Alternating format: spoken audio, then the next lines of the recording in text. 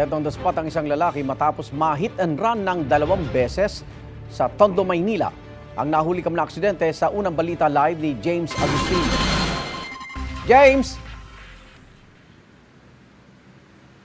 Igan, kahit nakuhanan ng CCTV camera yung insidente ng hit and run dito sa Tondo, Maynila, hirap ang mga otoridad na matukoy yung plaka ng 2 motorsiklo na magkasunod na nakabangga sa biktima. Nananawagan naman yung mga kaanak ng biktima doon sa 2 motorcycle riders na sumuko na. Mula sa Antipolo Street, nakuhanan ng CCTV camera ng barangay ang isang lalaki na naglalakad paliko ng Abad Santos Avenue sa Tondo, Maynila mag-alauna kanina madaling araw. Pasuray-suray ang lalaki na biglang gumitna sa kalsada. Sa isa pang anggulo ng CCTV, kita na patuloy ang paglalakad ng lalaki hanggang sa bigla siyang nabangga ng motorsiklo. Humandusay ang lalaki sa kalsada. Ang rider mabilis na umalis. Matapos ng 8 segundo, isa pang motorcycle rider nakabangga sa lalaki. Sumemplang pa ang rider. Itinayo ang kanyang motorsiklo at umalis din. Kita sa CCTV footage na may lumapit na concerned citizen sa biktima. Siya rin ang nag-report ng insidente sa mga taga-barangay.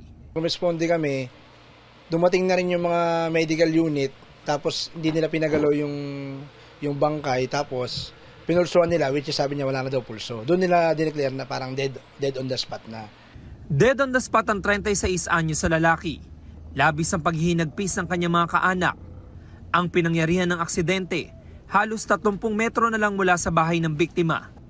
Kwento ng kanyang nanay alas 8 kagabi na mag-inuman sa kanila ang anak at 2 kaibigan. Umalis daw ang kanyang anak para ulit uminom malapit sa Riles. Pauwi na raw siya na mangyari ang aksidente. Natutulog na ako. Itong anak ko, sabi niya, nanay, may na-aksidente. Sabi niya ganun. Tinakpan na. Sabi niya, may ambulansya. Bumaba naman ako. Lumapit ako. Nang tinignan siya nga. Patuloy ang investigasyon ng Manila District Traffic Enforcement Unit. Kahit nakuhanan ng CCTV camera ang insidente, hirap ang mga otoridad na matukoy ang plaka ng 2 motorsiklo. Kaya may panawagan ng nanay ng biktima. Kung sino man yung nakabangga di sa anak ko, tinakasan nyo, lumutang naman kayo. Wala kayong puso. Ayon sa mga taga-barangay, ilang buwan nang sira ang mga streetlight sa lugar. Medyo prone siya sa accident kasi madilim siya.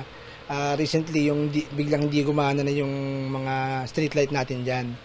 So, yun nga, kaya madalas din kami nagpapatrolya dyan. I-request namin na maayos yung streetlight dyan as soon as possible. Para siguro mas maliwanag din, mas maiwasan natin yung mga aksidente.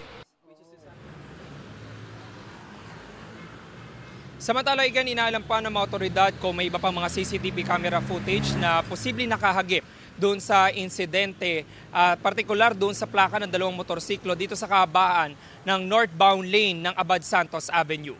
Yan ang unang balita mula rito sa Tondo, Maynila. Ako po si James Agustin para sa GMA Integrated News.